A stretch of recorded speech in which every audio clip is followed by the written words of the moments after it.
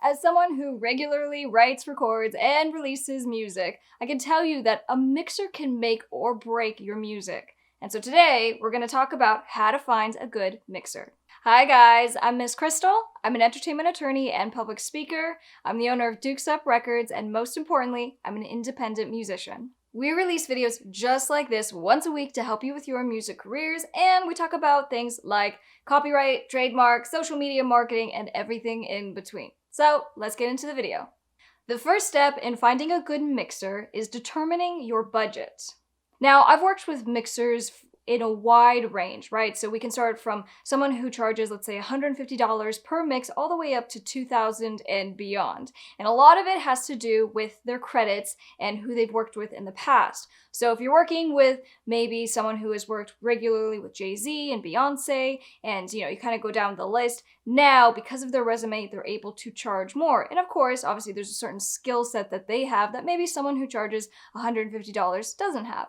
So at the outset, you just have to think through what's your budget going to be. And you also need to consider any other costs that are going to be related to mastering the music.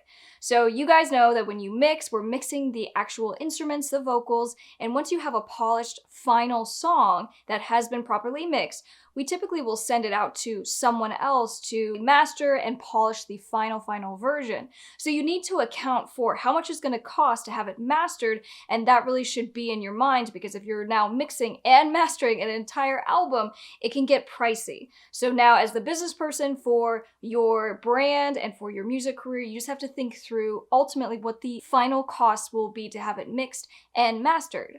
Now, when you're considering what your budget is going to be, you need to think through the fact that this is going to be your legacy. And I've had this conversation before with someone who likes to just kind of mix their own music and just kind of get it pretty close, and then they'll release the music. And, my thought is always, well, this is still your legacy, and you want to be competitive because obviously you're doing this so that hopefully your music blows up. And let's say something goes viral. Well, you want it to be at a certain quality so that you're competitive. So always make sure you're investing in the actual final polished product. And not to say that you need to break the bank, but really you need to just think through kind of the budget, and to the extent that you can budget probably on the higher end for the mixing process, it's probably going to pay off in a really big way. Now, just keep in mind also that, you might not find the right mixer immediately. So that means if you paid someone to, let's say, $250 to mix your music, you go through the whole process. 'Cause I'm not saying, terminate the relationship right away because maybe it's not, hitting it exactly the right way immediately. We'll get to that in a minute. But what I'm talking about is it's about building relationships. When you find the right mixer who gets your vibe and how you want your music mixed, you're going to end up staying with that person for a long time. But if it just so happens that the first person that you hire doesn't get it right, that's okay. Just move on. Now, the second step to finding a good mixer is even knowing where to start and where to locate at least a couple of options of mixers so that from there you can do further research. Now, for my musicians and my producers, I'm sure you're following all kinds of different channels on social media and pages, and so you can get some ideas just by who other people are working with and who they recommend. Now, for me, that's never been how I personally find mixers. I usually go to Google. And the thing is that with Google, if you put in certain search terms and you're trying to find different mixers, it's going to bring up quite a few pages. And there's even one that I've personally used called AirGigs. And so AirGigs, you can go through and you find not just audio engineers, but mixing engineers, mastering engineers, singers, and pretty much everyone in between. But there's all kinds of websites just like this. And so they'll feature different mixers that you can work with, their rates, and it allows people to give reviews as well. So there was one particular mixer that we ended up finding who, had worked with everyone top notch, your Beyoncé's, your Taylor Swift's, your Ariana Grande's. And, the credit list gives us a good idea that this person probably knows what they're doing. And so from this website, we were able to find someone that we did work with, but there are also other websites. If you guys know about Fiverr and these platforms that you can use to hire contractors, there are so many mixers out there and so many mixers that will do a good job, but you just have to start somewhere. And for me, that somewhere is usually Google.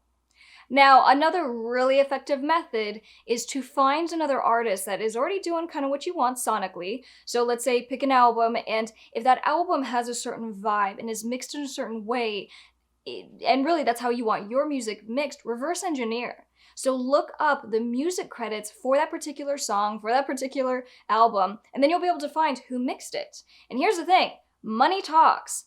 Mixers are looking for work, and it doesn't always have to be top tier artists. And they usually have not just management contact information that you can get in touch with just to say, hi, I need my music mixed, what are your rates?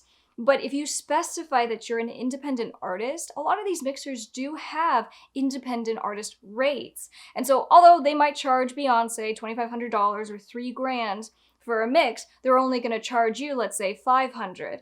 And nonetheless, you end up getting that top tier mixer, which is pretty amazing. Now, the third step in how to find a good mixer is determining whether you found the right mixer for you. Now, this is time will tell kind of thing, but I wanted to at least address passes on your songs via the mixes. So when I say passes, I'm saying a pass is the first mix that the mixer is going to send you. And so when you're listening through each pass, usually the first one isn't right on the money. And so don't have a heart attack. But even for me, this is usually some of the most frustrating times that I have with the music process. Because you'll end up getting a mix back, and it's nothing like, let's say, if you did a demo mix and you sent it to the mixer and you say, hey, this is roughly how I want it to sound. Well, usually the first thing that your mixer has to determine is the type of vibe that you want. So for my music, I do pop music. But it's aggressive pop music, so it's not very clean. And especially with my upcoming album that we're working on right now, it's not clean and it has a very, very dirty vibe. But the mixer has to find that beautiful balance between not making it muddy, not making it so you can't hear anything, so having clarity, but not cleaning it too much. And so maybe on a first pass, if I get a song back, it'll be way too clean. And I'm just like, this is not how I want my music to sound. And so you have to communicate with the mixer. And so this comes back to you and your ability to actually, if you're communicating, let's say through email, writing out your notes, being very, very clear. So now back to the original point, which is if you have a good mixer, they'll be willing to work with you. So here are a couple things you want to think about. Number one, you want to think about the mixer's communication.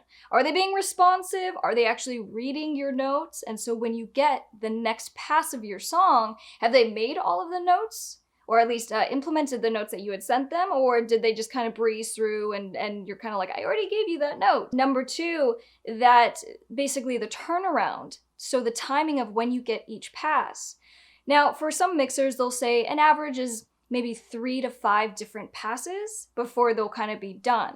So if you have a mixer that says, I'm only doing 3 passes, so even if you're not happy at the end, that's what you're gonna get. For me, that's a deal breaker. If the mixer isn't getting it and we have to do more mixes, trust me, I don't want to do that. I'm sure he doesn't want to do that either, but he doesn't get to basically sign off until he's gotten it right. So kind of having these discussions up front about the turnaround time. Are they taking a week to get you a mix and then the next week it takes another 5 days? That's going to be a little frustrating, especially if you are on a timeline. You're trying to get the song out, you have to do pre-promotion and things like that. So have those conversations up front, and then of course, look at the practical relationship as you guys are going along. See if he's abiding by deadlines, see what the communication is like, and ultimately, if you find the right guy, hang on for dear life. Because all these things end up coming into play, and ultimately, if you had a good process and the experience was good, that's going to help you as a creator, as an artist, and of course, if you get the right product at the end, then you're golden. So we've gone through the 3 steps in finding a good mixer for your music, but something else that I just want to note to you guys is about your, not obligation, but just kind of your homework. You want to go on YouTube and you want to watch videos on how the mixing process works. And so it essentially is learning the language of mixing engineers. When I send notes to my mixer, I can tell him with pretty clear specificity, give me 0.5 down or lower in volume, in decibels for this certain vocal. When you're that clear, it allows you to go through the process so much quicker. Trust me, mixers are pretty good at interpreting what you mean when you send your notes, but equally if you just say, oh, I just need something down lower, that doesn't really give any kind of guidance. You can even just say maybe a touch more, and so you start to learn what what that means for you. So maybe if I say turn down the bass just a touch more or just a hair more in all caps and bold, my mixers know what I'm talking about because they've learned what that means for me. But nonetheless, I know that they appreciate if I can tell them in that bass A file that I sent you, I need that specific sound turned down by 1 decibel. And that's a lot easier to interpret than speaking in more generalities. Now, my co-writer and producer and I are working on our new album right now, and so we've actually been through this exact experience very recently as far as searching and scouring the internet to try to find the right mixer for this particular album. We have a long list of amazing mixers that we've worked with, but they fit really well for the types of releases that we had previously. This new one is so much more grittier, grimier, distorted, that it really needed someone who not would specialize in this type of music, but could really achieve that vibe. And so we've been going through all of the steps that I discussed in this video and even sharing some of those experiences and things that have been happening. So on social media, if you guys want to come and say hello, always on Instagram, Facebook, those are probably the best platforms to say hi, but also that Orko, who is my co-writer and producer, you should definitely check out his social media as well. Lots of updates all the time. So with that all being said, I'm gonna get out of here. Thank you so much for watching this video. Make sure you subscribe. Don't forget to turn on that bell notification so you get reminded when a new Redhead video has gone up. And I will see you guys on the next one. I'm Miss Krystle. Bye.